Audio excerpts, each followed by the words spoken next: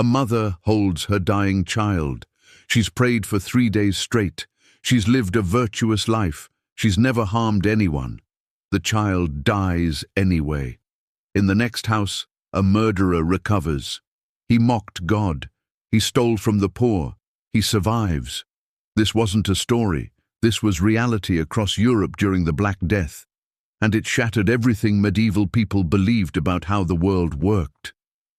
In the autumn of 1347, 12 ships docked at the port of Messina in Sicily. The sailors aboard were dying. Black boils covered their bodies. They coughed blood. Within months, the plague had spread across Europe. By the time it ended, somewhere between 75 and 200 million people were dead, 1/3 to half of Europe's entire population. But here's what makes the Black Death philosophically devastating. It didn't discriminate. It killed the righteous and the wicked, the rich and the poor. Priests died blessing the sick. Mothers died holding their children.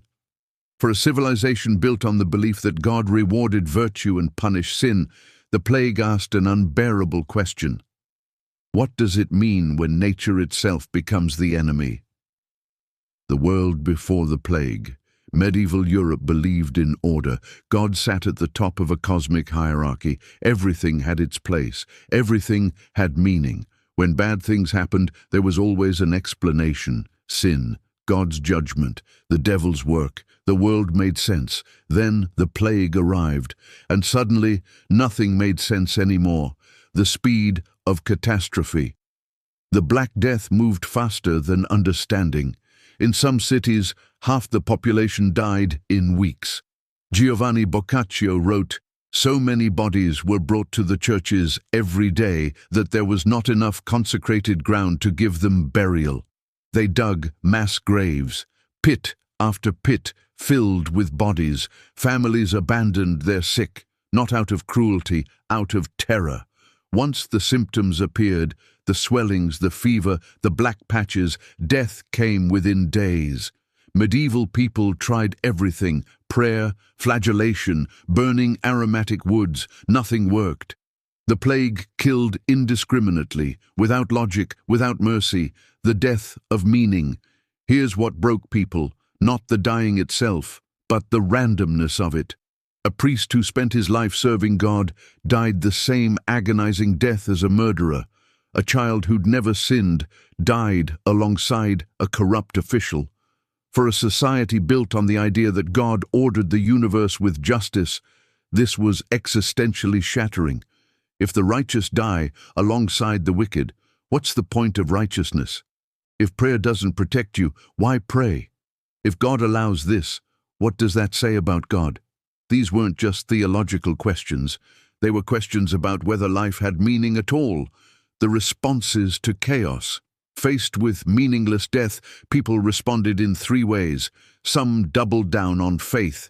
The flagellants whipped themselves bloody, believing extreme penance would appease God. It didn't work. Many died of plague anyway.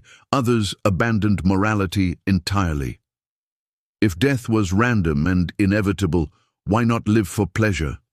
Boccaccio describes groups who locked themselves in houses with food and wine and gave themselves over to the most immoderate indulgence. But a third group did something different. They kept working. They kept helping the sick. They kept burying the dead. Not because they believed it would save them, but because someone had to. Mostly clergy and physicians who walked into plague houses knowing they'd probably die, and many of them did.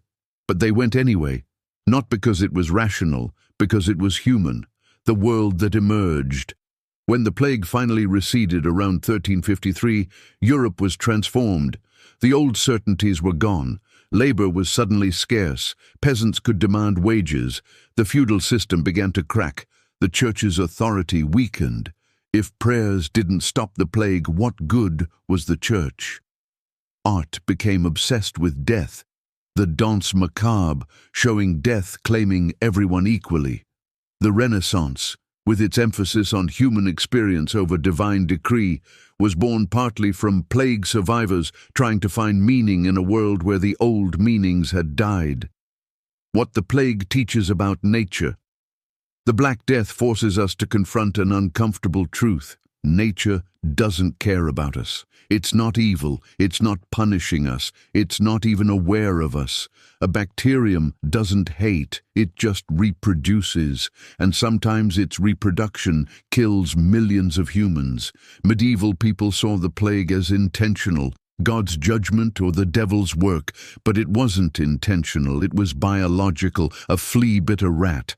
The rat got on a ship, the ship docked in Europe, and half the continent died. No meaning, no purpose, just biology. This is what nature turning against us really means. Nature was never for us in the first place.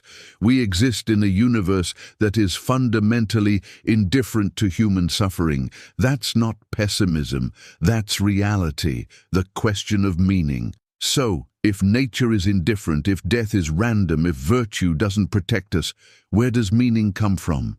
The Black Death forced Europeans to move from finding meaning in the universe to creating meaning despite the universe. The people who kept helping the sick didn't do it because God commanded it. They did it because they chose to. That's the philosophical shift, from revealed meaning to chosen meaning, from life has meaning because God says so to life has meaning because we decide it does. This is existentialism, centuries before anyone called it that.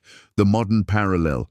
We understand disease better now. We have antibiotics, vaccines, epidemiology, but we're not immune to the philosophical crisis the Black Death created.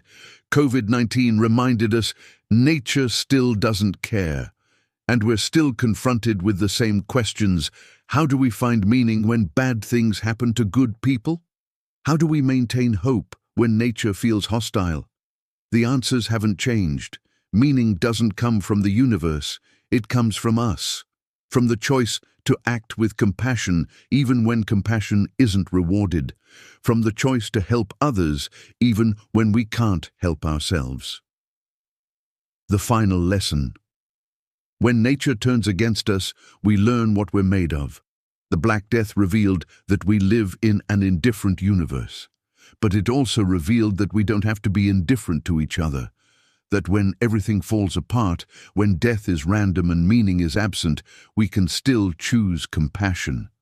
Not because the universe demands it, because we do.